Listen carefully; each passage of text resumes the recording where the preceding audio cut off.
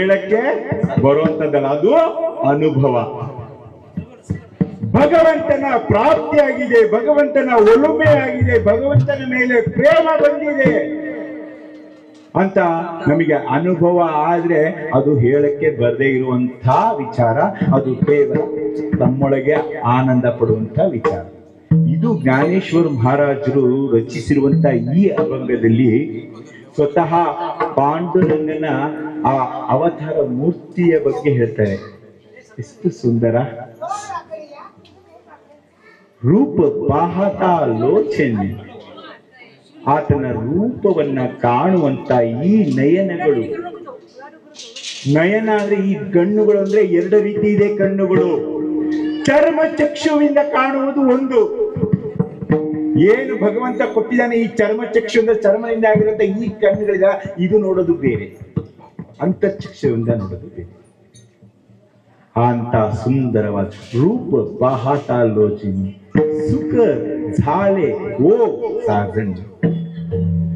ನಮ್ಮಲ್ಲಿರುವಂತ ಎಲ್ಲ ಅರಿಷಡ್ವರ್ಗಗಳು ನಿರ್ಮೂಲ ಆಗದು, ಭಗವಂತನ ಸ್ವರೂಪ ನಮಗೆ ಪ್ರಕಟ ಆಗತ್ತೆ. ಆತನ ಪ್ರಕಟ ಆಗ್ಬೇಕಾದ್ರೆ ಅರಿಷಡ್ವರ್ಗಗಳು, ನಾವು ಸಹಜವಾಗಿ ಹೇಳ್ತೀವಿ ಅರಿಷಡ್ವರ್ಗಗಳು ಕಾಮ ಕ್ರೋಧ ಲೋಭ ಮೋಹ ಮದ ಮತ್ಸರ ಎಂಬ 6 ಷಡ್ವರ್ಗಗಳಿದಾವೆ ಅಲ್ವಾ? ಇದಾವಲ್ಲ. ಇದಕ್ಕೊಬ್ಬ ರಾಜ ಇದ್ದಾನೆ. ಈ 6 ಗುಣಗಳಿಗೆ ಒಬ್ಬ ರಾಜ ಇದ್ದಾನೆ, ಅಧಿಕಾರಿ ಇದ್ದಾನೆ, ಸರ್ವಾಂತರ್ಯಾಮಿ ಇದ್ದಾನೆ. ಅದಕ್ಕೆ ಆ 6ಗಳನ್ನು ಕಂಟ್ರೋಲ್ ಅಂದ್ರೆ ತನ್ನ ಹಿಡಿತದಲ್ಲಿ ಇಟ್ಕೊಳ್ಳುವಂತ, ಅದಕ್ಕೆ ನಾವು ಅಹಂಕಾರ ಅಂತ ಕರಿತೀವಿ. ಅಹಂಕಾರ, ಆ ಅಹಂಕಾರ ಇದ್ರೆ ಎಲ್ಲವೂ ಇರ್ತವೆ, ಎಲ್ಲವೂ ನಡೀತಾ ಇರ್ತವೆ. ಅದು ಒಂದು ಹೋಗಲ್ಲ, ಇದು ಬಿಡೋದಿಲ್ಲ. ಹಿಂಗೆ ನನಗೂ ಹೇಳುದು, ಹಿಂಗೆ ನಾನು ಹೇಳ್ತಾ ಇದ್ದೆ. ಅಲ್ಲಿ ಒಂದು ಪ್ರವಚನಕ್ಕೆ ಹೋಗಿದ್ದೆ.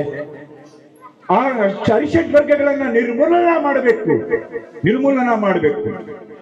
ಓಹೋ ಹೌದು, ಮಾಡ್ಬೇಕು. ಯಾರಾದ್ರೂ ಹೇಳ್ತೀರಾ ಎಲ್ಲಿದ್ದಾವೆ ಅಂತ? ನಾನು ಬೇಕಾದ್ರೆ ಆಪರೇಷನ್ ಮಾಡಿ ತೆಗಿಸ್ತೀನಿ. ನಿರ್ಮೂಲನ ಮಾಡಬೇಕು. ಏನ್ ನಿರ್ಮೂಲನೆ, ಹೇಗೆ ಮಾಡಬೇಕು ಅದು ಗೊತ್ತಿಲ್ಲ. ಯಾರೋ ಹಿಂಗೆ ಹೇಳಿದ್ರು, ಪಾಪ ಹೊಸದಾಗಿ ಬಂದಿದ್ರು, ಕೀರ್ತನೆ ಕೇಳ್ತಾ ಇದ್ರು. ಏನ್ ಚಂದ ಮಾಡ್ದಾರಿ ಕೀರ್ತನೆ, ಭಾರಿ ಚೆನ್ನಾಗಿ ಮಾಡ್ದ, ಭಾರಿ ಚೆನ್ನಾಗಿ ಮಾಡ್ದ ಕೀರ್ತನೆ. ಬಾ ಬಾ ಬಾ ಬಾ ಬಾ ಬಾ ಹೌದು, ಏನ್ ಹೇಳ್ದ ಅಂತ ಏನೋ ಗೊತ್ತಾಗ್ಲಿಲ್ಲ, ಒಟ್ಟಿಗೆ ಚೆನ್ನಾಗಿ ಮಾಡ್ದ.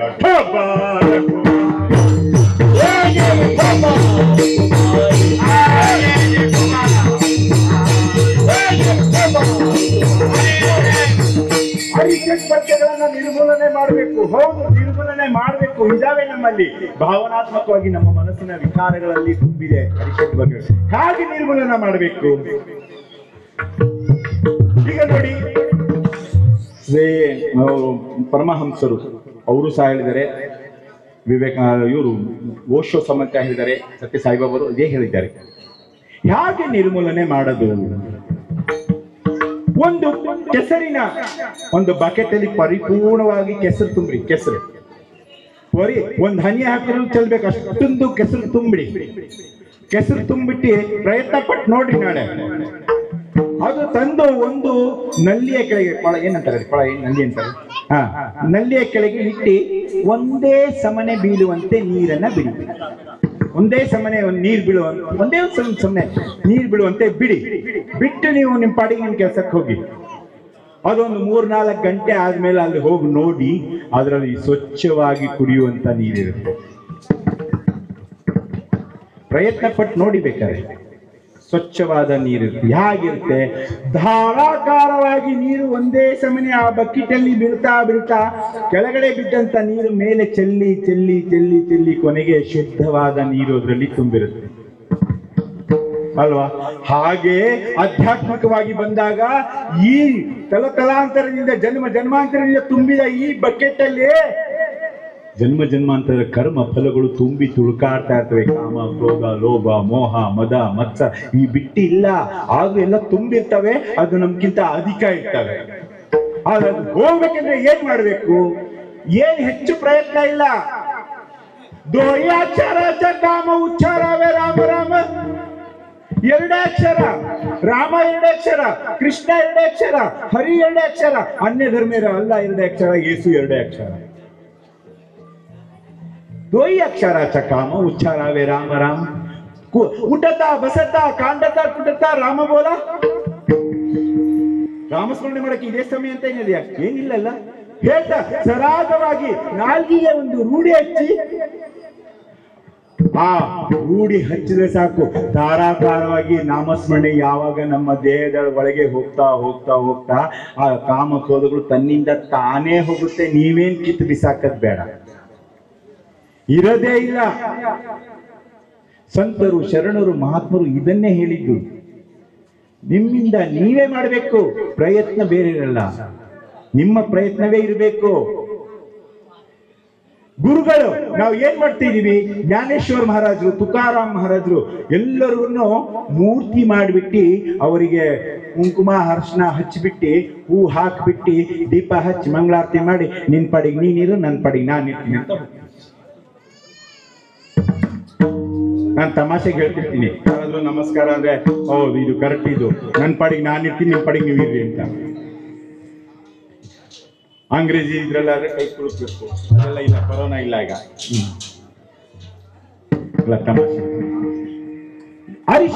ತನ್ನಿಂದ ತಾನೇ ನಮ್ಮಿಂದ ಬಿಡುಗಡೆ ಆಗತ್ತೆ.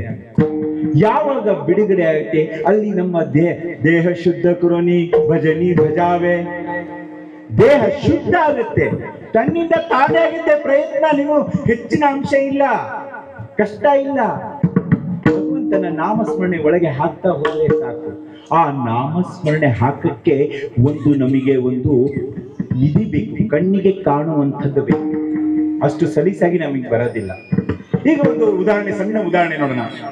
ಒಂದು ದೊಡ್ಡ ಬಂಗ್ಲೆ ಕಟ್ಟಿದ್ರಿ ಕಟ್ಟೋರಿಗೆ, ಹಂಗಲ್ಲ, ಒಂದು ಮನೆ ಕಟ್ಟಿದ್ರಿ.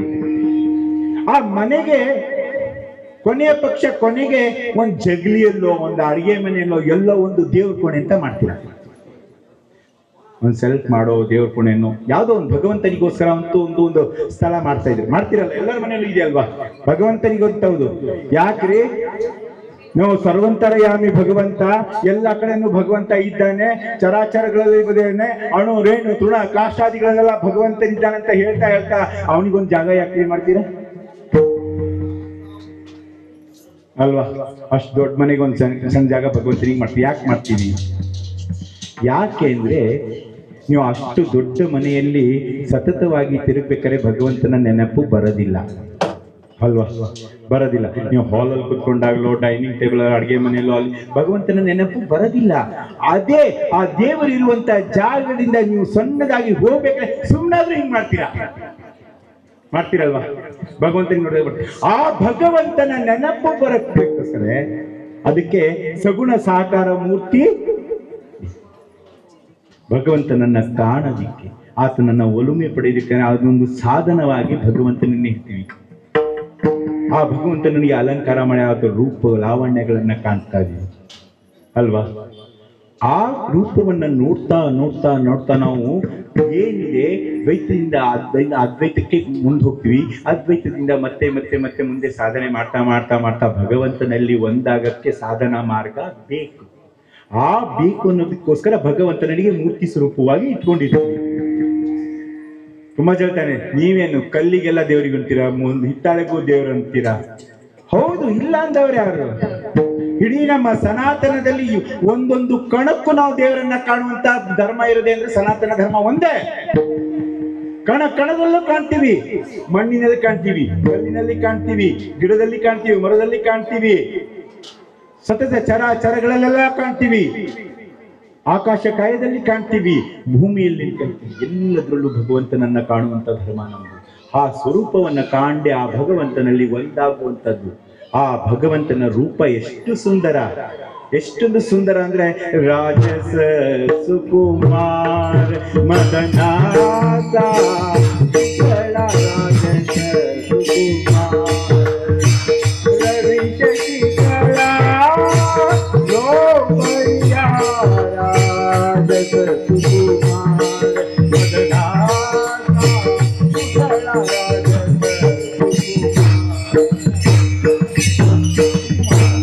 ಮದನಾಸ ಶಾಕುತಳ. ಇಡೀ ನಮ್ಮ ಇದರಲ್ಲಿ ಸನಾತನದಲ್ಲಿ ಮನ್ಮಥನಂತ ಸುಂದರ ಇನ್ನೊಬ್ಬ ಇಲ್ಲ. ಮದನ ಆತನಷ್ಟು ಸೌಂದರ್ಯ ಇನ್ನೊಬ್ಬರ. ಅದನ್ನು ಮೀರಿದಂತವನು ಇದ್ದರೆ ಅದು ನನ್ನ ಪಾಂಡುರಂಗ. ಅದನ್ನು ಮೀರಿದಂತವನು ಮದನಾಥ ಪುತ್ರ.